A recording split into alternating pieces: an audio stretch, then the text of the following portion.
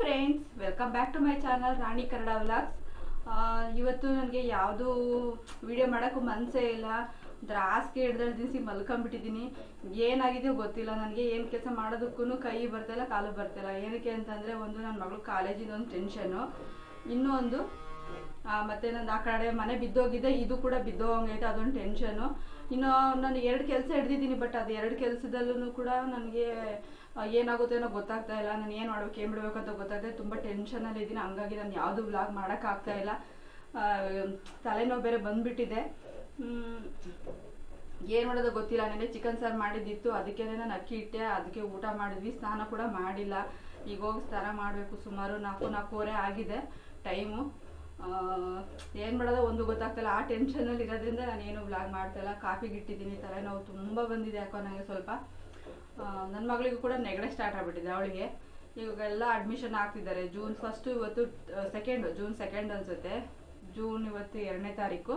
ಅಲ್ಲಿ ಅಡ್ಮಿಷನ್ ನಾವು ಮೇನಲ್ಲೇ ಆಗ್ಬಿಟ್ಟು ಕಾಲೇಜು ಪಾಠ ಎಲ್ಲ ಸ್ಟಾರ್ಟ್ ಆಗಿಬಿಟ್ಟಿದ್ದಾವೆ. ನಾನು ಡಿಸಿಷನ್ ತಗೊಂಡಿದ್ದೇನೆ. ನೆನ್ನೆ ಒಂದು 3-4 ದಿನ ಆಯಿತು ನಾನು ನನ್ನ ಮಗಳು ಕಾಲೇಜಿಗೆ ಕಳಿಸ್ತೀನಿ ಅಂತ ಅಂದಿದ್ದು. ನಾನು ಊರಿಗೆ ಬಂದಾಗ ನಾನು ಡಿಸಿಷನ್ ತಗೊಂಡಿದ್ದು. ಏನಕ್ಕೆ ಅಂತಂದರೆ ಹೇಳ್ತೀನಿ ಅದನ್ನು. ಆ ವಿಷಯ ಮಾತ್ರ ನೆಕ್ಸ್ಟ್ ವಿಷಯಕ್ಕೆ ಹೇಳ್ತೀನಿ. ಅದೊಂದು ಒಂದು ವಿಷಯ ಇದೆ, ಅದು ನೆಕ್ಸ್ಟ್ ನನಗೆ ಅದು ಸಕ್ಸಸ್ ಕಂಡಾಗ ನಾನು ಹೇಳ್ತೀನಿ ಅಂದಿದ್ದೀನಿ, ಆವಾಗಲೇ ಹೇಳ್ತೀನಿ. ಹಾಗಾಗಿ ಆ ಟೆನ್ಷನ್ ನನಗೆ ಏನೂ ಕೆಲಸ ಮಾಡೋಕ್ಕಾಗ್ತಿಲ್ಲ. ನಮ್ಗೆ ಏನೂ ನಿಮ್ಮ ಜೊತೆಗೆ ಏನೂ ಶೇರ್ ಮಾಡ್ಕೊಳಕ್ಕಾಗ್ತಿಲ್ಲ. ಹಾಗಾಗಿ ಇವಾಗ ಕಾಫಿ ಮಾಡ್ತಾಯಿದ್ದೀನಿ. ನನ್ನ ಮಗಳಿಗೆ ಟೀ ಬೇಕಂತೆ. ಅವಳಿಗೆ ನೆಗಡೆ ಆಗಿದೆ. ಆ್ಯಕ್ಚುಲಿ ಹೇಳ್ಬೇಕಂದ್ರೆ ಅವಳಿಗೆ ನೆಗಡೆ ಆಗಿದೆ. ಇವಾಗ ಕಾಫಿ ಕುಡಿ, ಬೇಗ ಕಮ್ಮಿ ಆಗುತ್ತೆ ಅಂತ ಹೇಳ್ತಾ ಇದ್ದೀನಿ. ಅವಳು ನಂಗೆ ಬೇಡ ಅಂತ ಅಂದ್ಲು.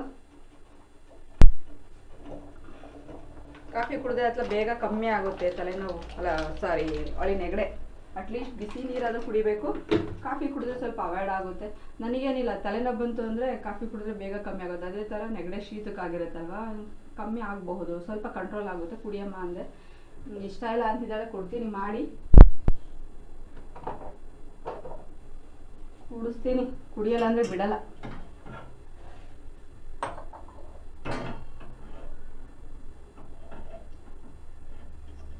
ನೋಡಿ ಫ್ರೆಂಡ್ಸ್, ಹಳ್ಳಿ ಕಡೆ ಜೀವನನೇ ಇಷ್ಟು. ಏನೇ ಮಾಡು, ಹಳ್ಳಿಗೆ ಹೆಂಗೆ ಗೊತ್ತಾ, ತಿಪ್ಪೆಗೆ ಅಲಂಕಾರ ಮಾಡ್ದಂಗೆ. ದಯವಿಟ್ಟು ಬೇಜಾರಾಗಬೇಡಿ ನನಗೆ ಅಂತೀನಿ ಅಂತ. ಹಳ್ಳಿಗಿರೋರಿಗೆ ಅವಮಾನ ಮಾಡ್ತಾ ಇಲ್ಲ. ನಾನು ಹಳ್ಳಿಯವಳೆ. ನನಗೆ ಹಳ್ಳಿಗೆ ಕೊಟ್ಟು ಮದುವೆ ಮಾಡಿದ್ದಾರೆ, ಹಳ್ಳಿ ಊರಿಗೆ ಕೊಟ್ಟು ಮದುವೆ ಮಾಡಿದ್ದಾರೆ. ನಾನು ಕೀಳು ಮಾಡ್ತಾರೆ. ಯಾಕಂದರೆ ನಾನು ತುಂಬ ಪ್ರಯತ್ನ ಪಡ್ತೀನಿ. ನಾನು ಚೆನ್ನಾಗಿರ್ಬೇಕು ಲೈಫಲ್ಲಿ. ನಾನು ಅವ್ರಂಗೆ ಇವ್ರಂಗೆ ಅಂತ ಎಲ್ಲ ಕಷ್ಟಪಡ್ತಾ ಇರ್ತೀನಿ. ಅದು ಏನೇ ಮಾಡಿದ್ರು ಹೋಗ್ಬಿಟ್ಟು ತಿಪ್ಪೆಗೆ ಹೋಗ್ಬಿಟ್ಟು ಅಲಂಕಾರ ಮಾಡಿ ಹೂವು ಅರಿಶಿನ ಕುಂಕುಮ ಇಟ್ಬಿಟ್ಟು ಪೂಜೆ ಮಾಡಿ ಕಾಯಿ ಹೊಡಕ್ದಂಗೆ ಇರುತ್ತೆ. ಅದಕ್ಕೆ ನಂಗೆ ಬೇಜಾರಾಯ್ತು. ಏನಕ್ಕೆ ಅದು ಹೇಳಿದೆ ಅಂದರೆ, ಉದಾಹರಣೆಗೆ ಇದೆ ನಂದು. ನೋಡ್ರಿ, ಇದೊಂದು ಫೋಟೋ ಹಾಕ್ತೀನಿ. ಈ ಟೀ ಸೋಸೋದು ನೋಡಿ. ಇದನ್ನು ಒಂದು ಎಷ್ಟೆಲ್ಲ ಖರ್ಚು ಮಾಡ್ತೀನಿ ನನಗೆ ಗೊತ್ತಾ. ನಾನು ಎಷ್ಟು ಖರ್ಚು ಮಾಡ್ತೀನೋ ಗೊತ್ತಿಲ್ಲ ನನಗೆ.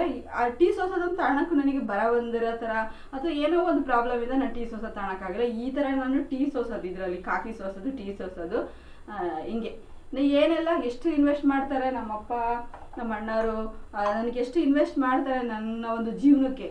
ನನ್ನ ಒಂದು ಉಳು ಬದುಕು ಅನ್ನೋದೇನಿದೆ ಅದಕ್ಕೆಲ್ಲ ಇನ್ವೆಸ್ಟ್ ಮಾಡ್ತಾರೆ. ಅಷ್ಟೊಂದು ಇನ್ವೆಸ್ಟ್ ಯಾವ ಹೆಣ್ಮಗಳು ತಗೊಂತಾಳೆ ಇಲ್ಲ ನನಗೆ ಗೊತ್ತಿಲ್ಲ. ನಾನು ನನ್ನ ತವ್ರ ಮನೆಯಿಂದ ಅಷ್ಟು ಪಡ್ಕೊತೀನಿ. ಆದರೆ ನನಗೊಂದು ಟೀ ಸೋಸೋದು ತಗೊಳಕ್ಕಾಗಲ್ಲ ಅಂದರೆ, ಹೇಳ್ಬೇಕು ಅಂದರೆ ನಮ್ಮ ಊರಲ್ಲಿ ಹೊಟ್ಟೆ ಹುರ್ಕೋತಾರೆ ನಾನು ನೋಡಿರೋ ಏನಕ್ಕೆ ಅಂದರೆ, ನಾನು ಬದುಕೋದು ನೋಡಿದ್ರೆ ಅವ್ರಿಗೆ ಏನು ಹೊಟ್ಟೆ. ನೀವೇ ನೋಡ್ರಿ ನಾನು ಎಂಥ ಮನೇಲಿದ್ದೀನಿ, ಹೆಂಗಿದ್ದೀನಿ, ನಾನು ಏನು ಸರ ಹಾಕೊಂಡಿದ್ದೀನ, ಬಳೆ ಹಾಕೊಂಡಿದ್ದೀನ, ಏನು ಹಾಕೊಂಡಿದ್ದೀನಿ, ಆದರೂ ಕೂಡ ನಾನು ನೋಡಿ ಹೊಟ್ಟೆ ಹುರ್ಕೊಂತೀನಿ. ಈ ಊರಿನ ಜನ ನನ್ನ ಪರಿಸ್ಥಿತಿ ನೋಡಿದರೆ ಇಲ್ಲಿ ಈ ಥರ ಇದೆ. ಜನಕ್ಕೆ ಏನು ಗೊತ್ತು ಅಲ್ವಾ? ಜನ ಏನು ಮಾತಾಡ್ತಾ ಇರ್ತಾರೆ, ನೋಡೋಕೆ ಒಂಚೂರು ಬೆಳಗಿದ್ದಾರೆ ಅಂದರೆ ಅವರಿಗೆ ಮಾತು ಬಂದ್ಬಿಡುತ್ತೆ. ಅವರಿಗೆ ಅವ್ರು ಚೆನ್ನಾಗಿದ್ದಾರೆ ಲೈಫಲ್ಲಿ. ಏನೋ ಒಂಚೂರು ಬಿಳಿ ಬಟ್ಟೆ ಹಾಕೊಂಡ್ಬಿಟ್ರೆ ಅವ್ರಿಗಿನ್ನ ಸಿಗ್ನೇಚರ್ ಹಾಕ್ಬಿಡ್ತಾರೆ, ಅವ್ರ ಲೈಫಲ್ಲಿ ಗೆದ್ಬಿಟ್ಟವ್ರೆ ಅಂತ. ಎಲ್ಲ ಸುಳ್ಳು, ಬದನೆಕಾಯಿ.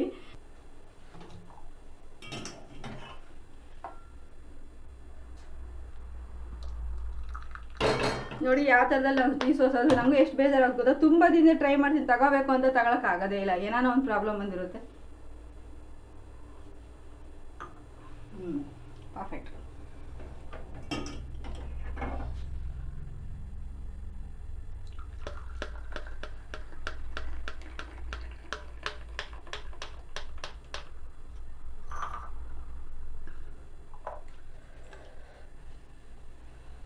ಬೇರೆಸ್ಬಿಡ ಫ್ಯಾನ್ ಮುಂದೆ ಕೂತ್ಕೊಂಡು ಕುಡಿ.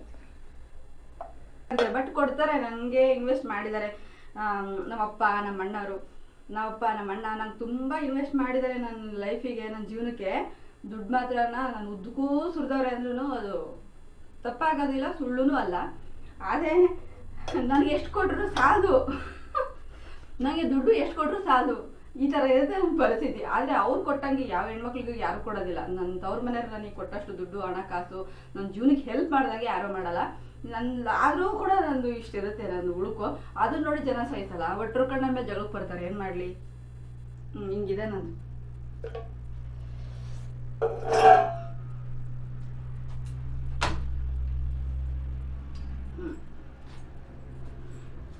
This is your. ಜನ ಬಿಡಿ ಹೆಂಗಿದ್ರು ಮಾತಾಡ್ತಾರೆ, ಜನಗಳು ಬದುಕಿದ್ರು ಮಾತಾಡ್ತಾರೆ, ಕೆಟ್ಟರು ಮಾತಾಡ್ತಾರೆ. ಅವ್ರ ಬಗ್ಗೆ ನಾನು ಅಷ್ಟಾಗಿ ನಾನು ತಲೆ ಕೆಡ್ಸ್ಕೊಳಕ್ಕೆ ಹೋಗೋದಿಲ್ಲ. ಅವ್ರ ಹತ್ರ ಹೇಳಿಸ್ಕೊಳ್ಳೋಂಥ ತಪ್ಪು ನಾನು ಮಾಡೋಕ್ಕೆ ಹೋಗೋದಿಲ್ಲ.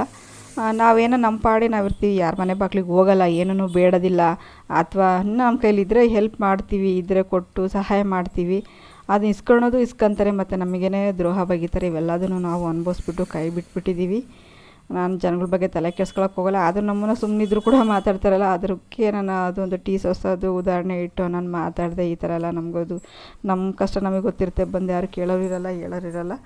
ಏನು ನಿನ್ನ ಕಷ್ಟಗಳು ಅಂತೇಳಿ ಕೇಳೋರಿರಲ್ಲ. ಅದು ಬಂದುಬಿಟ್ಟು ಹೇಳೋದಕ್ಕೆ ಮಾತ್ರ ಅಯ್ಯೋ ಹಂಗೆ ಹಿಂಗೆ ಹೇಳ್ತಾ ಇದೈತೆ ಅದೈತೆ ದುಡ್ಡೈತೆ ಕಾಸೈತೆ ಈ ಥರ ಎಲ್ಲ ಮಾತಾಡ್ತಾರೆ. ಅವ್ರು ಅನ್ನೋರ್ಗೇನೋ ಆಡ್ತಾರೆ. ನಾವೇನು ಚಿನ್ನ ಬೆಳ್ಳಿ ಇಳಾಕೊಂಡು ಆಸ್ತಿ ಅಂತಸ್ತಿ ನಾವೇನು ಮಾಡ್ಕೊಂಡಿಲ್ಲ. ನನ್ನ ಹೆಸ್ರಿಗೆ ನನ್ನ ಯಾವ ಕೋಟಿ ಆಸ್ತಿ ಇಲ್ಲ. ನಾನು ಅದನ್ನು ಎಕ್ಸ್ಪೆಕ್ಟು ಮಾಡಲ್ಲ. ಸದ್ಯಕ್ಕೆ ನನ್ನ ಮಗಳ ಭವಿಷ್ಯ ಒಂದು ಚೆನ್ನಾಗಿದ್ದರೆ ಅಷ್ಟೇ ಸಾಕು ನಾನು ಕೇಳ್ಕೊಳ್ಳೋದು. ನಾನಿವಾಗ ಒಂದೆರಡು ರೀಲ್ಸ್ ಮಾಡಬೇಕು ಅಂತ ನಾನು ರೆಡಿ ಆಗ್ತಾಯಿದ್ದೆ. ಯೂಟ್ಯೂಬಿಗೆ ಹಾಕೋದಕ್ಕೋಸ್ಕರ ರೆಡಿ ಆಗ್ತಾಯಿದ್ದೆ. ನನ್ನ ಮಗಳು ಮುಖ ತೊಳ್ಕೊಳಕ್ಕೆ ಹೋಗಿದ್ಲು. ಅದು ತುಂಬ ತಲೆನೋವಿತ್ತು. ಒಂದು 2-3 ಸಲ ನಾನು ಟೀ ಕುಡಿದೆ. ನಾನು ಕಾಫಿ. ಏನು ಮಾಡೋಕ್ಕಲ್ಲ. ನಾನು ಜನಗಳ ಬಗ್ಗೆ ನಾನು ತಲೆ ಕೆಡ್ಸ್ಕೊಳಕ್ಕೆ ಹೋಗಲ್ಲ. ಸುಮ್ಮನೆ ಅನಿವಾರ್ಯವಾಗಿ ಮಾತಾಡಿದೆ. ಅವ್ರ ಬಗ್ಗೆನೂ ನಾನು ಮಾತಾಡಬೇಕು ಅನ್ನೋ ಇಂಟೆನ್ಷನ್ನು ನನಗಿಲ್ಲ. ಅವರು ನಾವು ಸುಮ್ಮನಿದ್ರು ಕೂಡ ಮಾತಾಡ್ತಾರೆ. ನಾನು ಅವ್ರ ಹತ್ರ ಹೋಗ್ಬಿಟ್ಟು ಏನಕ್ಕೆ ನನ್ನ ಬಗ್ಗೆ ಮಾತಾಡ್ತೀರ ಅಂತಲೂ ನಾನು ಕೇಳೋಕ್ಕೆ ಹೋಗಲ್ಲ. ಕಾಣ್ದಂಗೆ ಏನೋ ಮಾತಾಡ್ತಾರೆ ಅಂದರೆ ನಾನು ಅವ್ರ ಬಗ್ಗೆ ನಾನು ತಲೆನೂ ಕೆಡ್ಸ್ಕೊಳಕ್ಕೆ ಹೋಗಲ್ಲ. ಅವ್ರೇನೋ ಮರ್ಯಾಗೆ ಮಾತಾಡ್ಕೊತಾರೆ. ಅವ್ರು ಮಾತಾಡ್ಕೊಂಡ್ರದ್ದು ಏನು ಅಂತ ಅವ್ರ ವರ್ತನೆಯಲ್ಲಿ ಗೊತ್ತಾಗುತ್ತೆ ಅಷ್ಟೇ. ಅದರಲ್ಲಿ ನಾನು ಅರ್ಥ ಮಾಡ್ಕೊಂಡು ಕೈ ಬಿಟ್ಬಿಟ್ಟು ಸುಮ್ಮನೆ ಆಗ್ತೀನಿ. ಅಂತಾರೆ ಸುದ್ದಿಗೆ ಹೋಗೋಕ್ಕಾಗಲ್ಲ, ಸವಾಸಕ್ಕೆ ಹೋಗೋಕ್ಕೋಗಲ್ಲ. ಹೇಳಿದ್ದು ನಮ್ಮ ಕಷ್ಟ ಒಳಗಡೆ ನಮ್ಗೆ ಎಷ್ಟು ಇರುತ್ತೋ ನನ್ನ ಕಷ್ಟ ನನಗೆ ಗೊತ್ತಿರುತ್ತೆ. ಇಲ್ಲಿ ಅವ್ರು ಈ ಥರ ಎಲ್ಲ ಮಾತಾಡ್ತಾರೆ ಅಂತ ಒಂದು ಅನಿವಾರ್ಯ ಬಂತು, ಅಷ್ಟೇ ಹೇಳಿದೆ. ಸಾರಿ, ಇವತ್ತು ನಾನು ಯಾವುದೇ ರೆಸಿಪಿ ತೋರ್ಸೋಕ್ಕಾಗಲಿಲ್ಲ.